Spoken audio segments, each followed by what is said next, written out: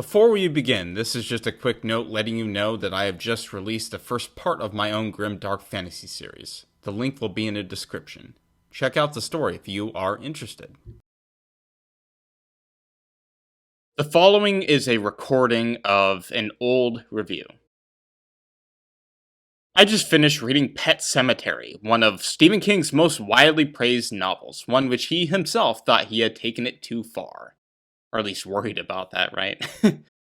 This is a horror novel about a doctor who, with his wife and kids, moves to a home in Maine with a heavily trafficked highway just without their front door. The highway is notorious for killing pets, leading to the creation of a pet cemetery, where children would bury their pets once they've turned into roadkill. But there is something deeper into this cemetery, something darker than you can imagine. What ensues is a disturbing, slow burn story where you track the lives of this newly moved in family. Overall, my reaction to the story is actually kind of mixed. The premise of the story is amazing, and most everything leading up to the end was great, but I thought the ending did not quite work, specifically the climax, both coming off as lowbrow and also too sudden. Behind the Pet Sematary is an ancient Native American site called the Micmac Burying Ground.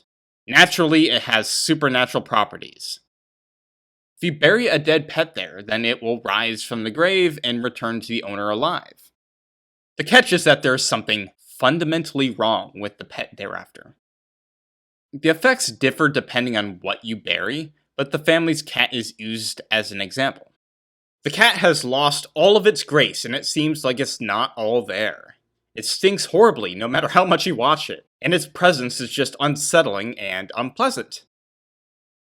Then, of course, the 2-year-old son runs into the road, and I suppose you can fill in the gaps from there.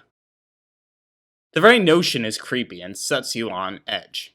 I was eagerly anticipating the moment that Gage would be revived in the novel, and this was the primary motivation to read. In fact, my own imagination was going wild at the concept, which actually bit the story in the ass, but I will get to that in the next section. The next major thing I absolutely loved was the psychology of the characters, particularly Lewis. You were inside his head for the majority of the story. This is the selling point of pretty much any King novel, so it was something that I both looked forward to and was satisfied to see fulfilled. The character work was amazing. What we see is a character slowly going insane by the grief over his son. He knows that burying his son in a Micmac burying ground is a terrible idea, but we see him slowly rationalize why it's a good idea over the course of the book, until he finally goes through with it.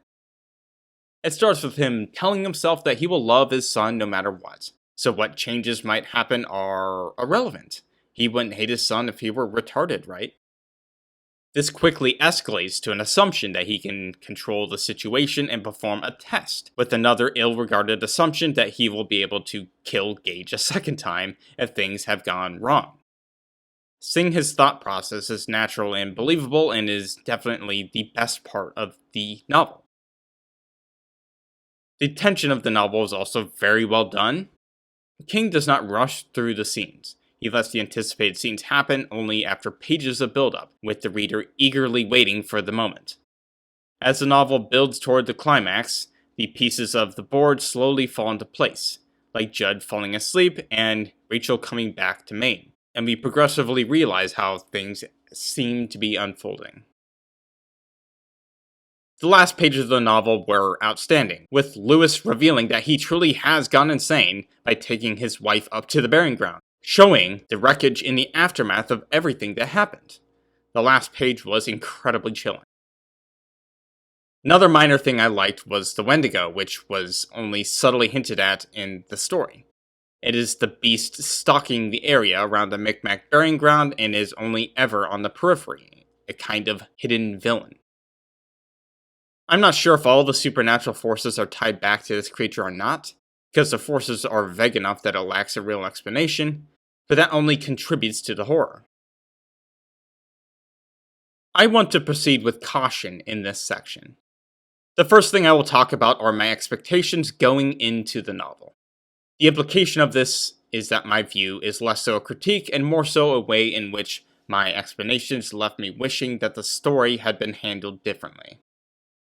When I finished the book, I knew King had a different idea in mind than what I wanted, but I was left disappointed by how Gage was portrayed upon revival. After talking to another reader of the book, I am now convinced that the ideas I will talk about here are best considered a different story. One that I will probably write myself, with many other change-ups to make the story's own, of course. Now, when I came to the part where Church came back to life and was fundamentally wrong, my imagination started to go wild over the possibilities. How might Gage's revival go wrong? I was already spoiled on his death, by the way. I really liked what happened to Church. The cat was unsettling, the cat was creepy, and it was subtle enough that it didn't feel silly to me. The notion of Gage coming back in a similar manner with some piece of him missing was what excited me. I was so excited to see Ellie's reaction especially. We would be able to see her initial easy acceptance of Gage's revival and her excitement. And then there would be the slow crawl realization by her and the rest of the family that Gage simply isn't right. Ellie gradually grows uncomfortable, then scared of, and finally contemptuous toward Gage. One potential scene that was vivid in my mind would be one where Gage and Ellie are playing, and Gage starts to pull Ellie's hair, hurting her. She would scream and cry, but Gage would not quit. He lacks empathy and an understanding of social cues, leading him to endangering their daughter. Now, obviously, that scene literally would not appear, but something similar. I figured that Gage would gradually become more violent, as it seemed that Church was. In other words, I assumed the story would be much more subtle with a lot of creep factor, something mirroring the Zelda backstory, except with Ellie and Gage. Those were my expectations. What happened instead? I described it in the beginning.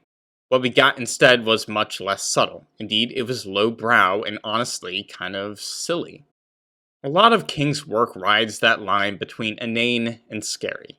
And I generally don't care if it's crossed at certain points. Obviously, it could be better if it wasn't, but whatever. But coupled with my expectations above, I was just disappointed. I did not like that Gage came back immediately evil. I wanted things to slowly escalate over time, much like it was with Church.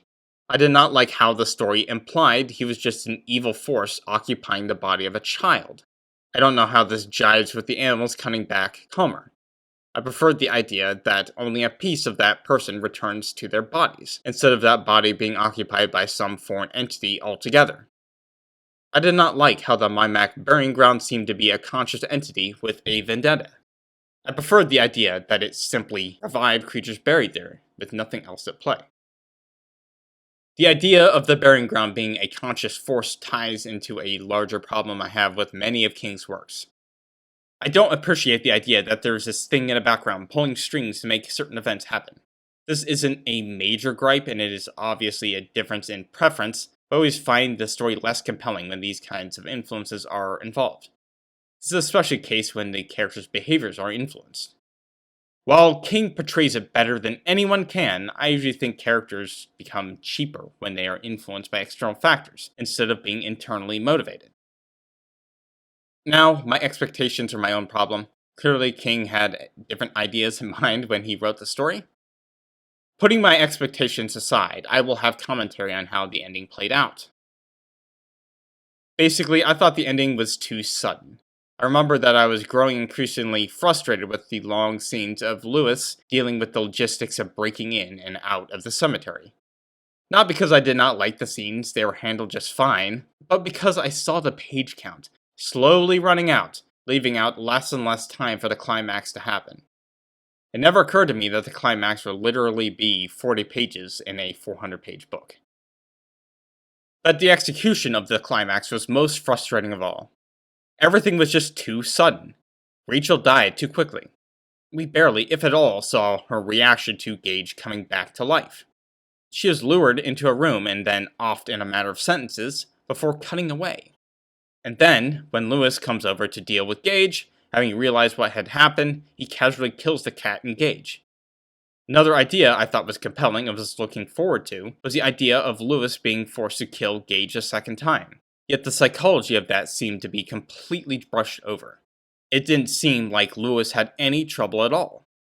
Perhaps the point of the sequence was to show that Lewis had really lost his mind, but even as he had lost his mind, I still don't think it would have been as easy as it was portrayed. And this points to an oft talked about trend among King fans about how his endings suck, because they are rather sudden and don't provide much payoff. I got that feeling reading this. There was not an extended standoff or a sequence where Lewis had to deal with his son, he just deals with him. I also wish that Ellie was there for the climax, which shouldn't be a surprise. In the context of the story, of course, it makes sense that she isn't, but I thought seeing her reaction was important. And the fact that she never sees the aftermath of the story is another disappointing thing, though I understand why it didn't make the cut. Again, you should just construct the story to make that happen, though. Finally, I didn't like how Gage's initial death happened off screen. I was reading a King novel, so I was hoping for a serious gut punch of a scene where we see the sequence play out before us. But we got flashbacks instead. I also didn't like how we were told via fourth wall breaking that Gage would die. This is another thing that King often does. I just don't understand. Let some things happen as a surprise. You don't have to tell us in advance. Overall, my reaction was mixed. I liked most parts of the story, but my expectations colored things, and what I got was not as appreciable. I will give it a 5 out of 10.